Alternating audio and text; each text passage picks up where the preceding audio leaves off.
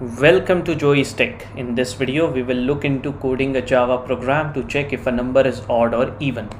You will not learn one, but 4 methods to check if a number is odd or even.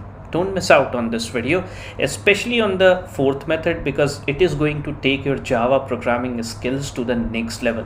That is why it is necessary to watch this video till the end. I'll start writing the Java program straight away in my IntelliJ IDE, for which I'll create a class first. So let me create one, and I'm going to name this class as odd or even. There you go, class created. We will create the main function now, for which I'll simply write psvm, and there you go, main function created.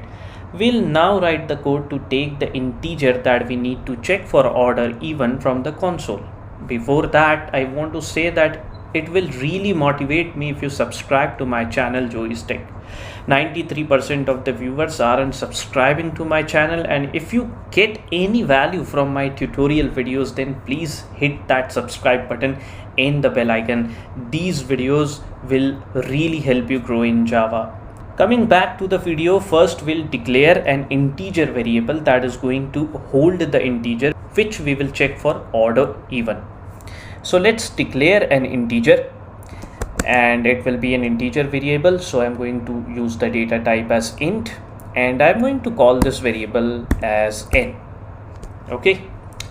Now we are going to code the program in such a way that it is going to accept the integer that we need to check for odd or even. For that, we'll write the code to display a message to prompt us to enter the integer when the program runs. So we are going to first write the code to display that message. Thus we'll write system.out.println, enter the number. Right, this is the message that is going to display on the console when the program runs. Since we have to accept the number as the input, we will use the scanner class. The scanner class is available in the java.util package. So let's import it first.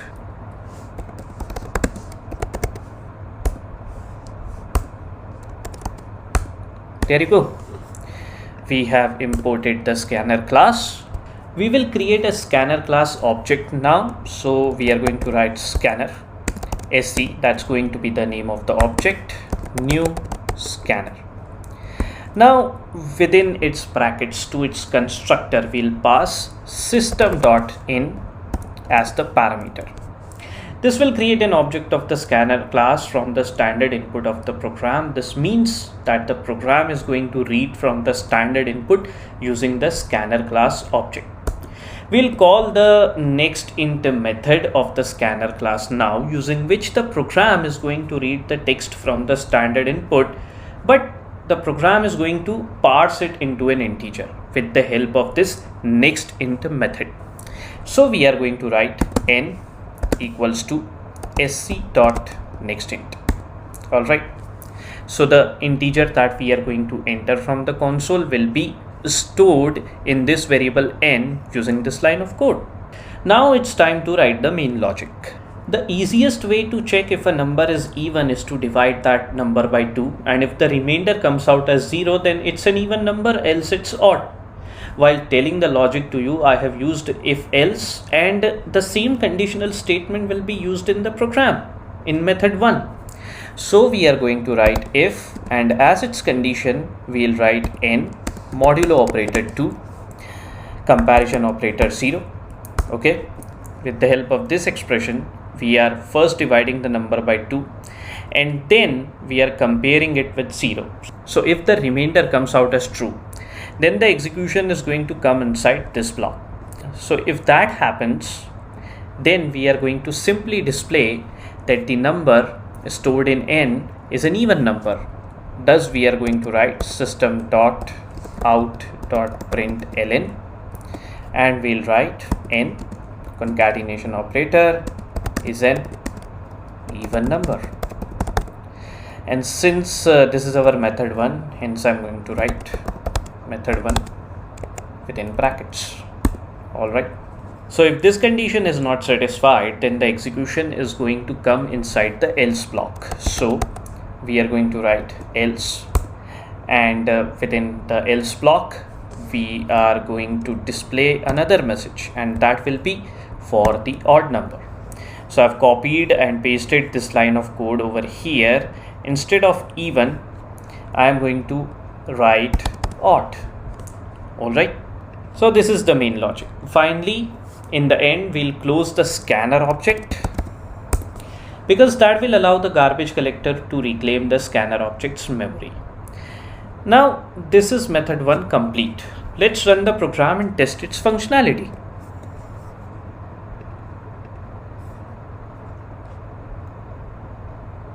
There you go. The program is asking me to enter the number. Let me enter 7, and this is an odd number. Let's see what the program displays. There you go. The program says that 7 is an odd number. Let's test another use case. Let me enter 104 this time. It's an even number, and the program says the same. So this suggests that the method 1 is working fine. We will move to the second method now. This method is simple too. We'll divide the number stored in the variable n by 2 first, and then multiply the result by 2. If the result is equal to the number itself, then the number is even, else it is odd. Let's quickly write the if else to implement this logic. So we are going to write if, and as its condition there will be another bracket within which we'll write the expression n divided by 2, and then outside the brackets we'll use the multiplication sign, and we'll write 2, and we will use the comparison operator and equate it with n only. Okay, so when this condition is satisfied, that means n is even. So we are directly going to write system.out.println n concatenation operator is an even number, and within brackets we will write method 2. Okay, I won't be using curly braces like method 1, because if there is only one line of code, then under if there is no necessity to use curly braces. Okay, and here there is only one statement under if. Now if this condition is not satisfied, then we'll have to write the else part. So we are going to write else, and within else I'm going to copy this line of code, paste it over here, and instead of even I will write odd. Okay, so if this condition is not satisfied, then n is an odd number. So what's happening over here? Suppose n is 29, then this particular expression will yield the result as 14. Okay, yes, 14, because n is an integer variable, not a float. So when we are going to divide it by 2, it's not going to give 14.5, it's going to give 14.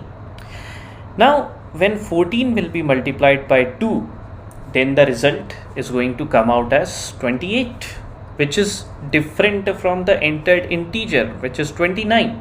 Therefore the program is going to conclude that 29 is an odd number. Okay, we'll see how it operates now by running the program. Let's run it. Alright, it's asking me to enter the number. Let me enter 29 only. Okay, so the program says 29 is an odd number using method 2. Let me test another use case. Let it be 112 this time, and the program says 112 is an even number using method 2. We will look into the third method to check if a number is odd or even using the bitwise AND operator. When we perform AND operation of an integer with 1, and if it lends 0, then it's an even integer, else it's odd. Let's look into the logic of that first. So let's say that our integer is 4. The binary equivalent of 4 is 0, 1, 0, 0. And then we have 1, the binary equivalent of which is 0, 0, 0, 1. When we are going to perform the AND operations on these two integers, let's see what the result will be. So 0 and 1 is going to give us 0, 0 and 0 is going to give us 0. 1 and 0 is again going to give us 0, and 0 and 0 will obviously give us 0. Okay, so this is the binary equivalent of 0. Alright, so this concludes that when AND operation is performed on 4 and 1, and when the result comes out as 0, then that integer is even. Now let's perform the same operation on an odd integer. Suppose the integer is 7. This is the binary equivalent of 7. When we are going to perform the AND operation on 7 and 1, then let's see what the result comes out. So 1 and 1 are going to give us 1. 1 and 0 will give us 0. 1 and 0 will give us 0. And 0 and 0 will give us 0. This is the binary equivalent of 1. This concludes that when AND operation is performed on an integer and 1, and if the result comes out as 1, then that integer is odd. This is the logic behind using bitwise AND operator to check if a number is odd or even. Let's quickly write the logic for it using if and else. So it will be if, and within brackets we'll write the condition as n, AND operator 1, comparison operator if it is 0. If the result of this operation comes out as 0, then we are going to print that n is an even number. Okay, there is one change that I'm going to make. Instead of method 2, it will be method 3. Else it's going to be an odd number. Okay, let's test this method now by running the program.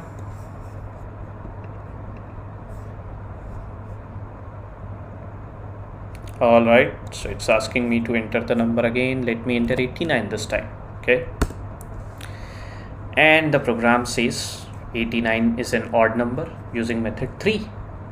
It works fine. Let's test it for another use case. Let it be 220, and there you go. The program says that 220 is an even number using method 3. 3 methods we have coded so far. All of them are giving the same answer. That means all of them are working fine. Method number 4, which is our final method to check if a number is odd or even, is a compressed version of the first method. We are going to make the same check of dividing the number by 2 and then comparing it against 0, but this time we will use the ternary operator. So we are going to simply write within brackets n modulo operator 2, comparison operator 0. This is the same condition that we used. The new thing that will be introduced in this piece of code will be the use of question mark.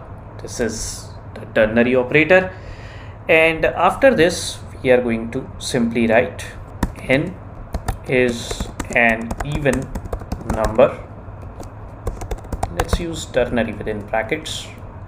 Alright, and the else part of code we are going to write after putting a colon. So it will be n is an odd number. Within brackets we'll write ternary. Alright, let's use a semicolon. So this line of code is going to return either n is an even number or n is an odd number, which we will have to print actually. Hence, why don't we put this line of code within system.out.println. So let's do that. So we'll write system.out.println. Okay, let's put brackets at the end, and there you go.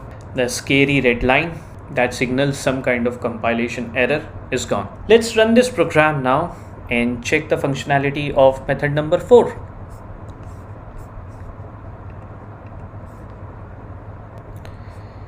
Let me enter the number this time as 56, and there you go. It says 56 is an even number. Okay, I should have given a space over here. Let me give one. Let me run it again for an odd number this time. Let me give 263 as the number this time. and the program says 263 is an odd number using ternary operator. So we have coded all the 4 methods to check if a number is odd or even. All of them are giving the same answer. That means all 4 of them are working fine, in sync, totally in sync. With this, we have come to the end of this video. I hope you enjoyed learning this Java program, and I hope you coded this Java program along with me. Let me know in the comment section which method you enjoyed the most. Like this video, share this video, and tell people about Choice Tech. And only for this video, goodbye and take very good care of yourself.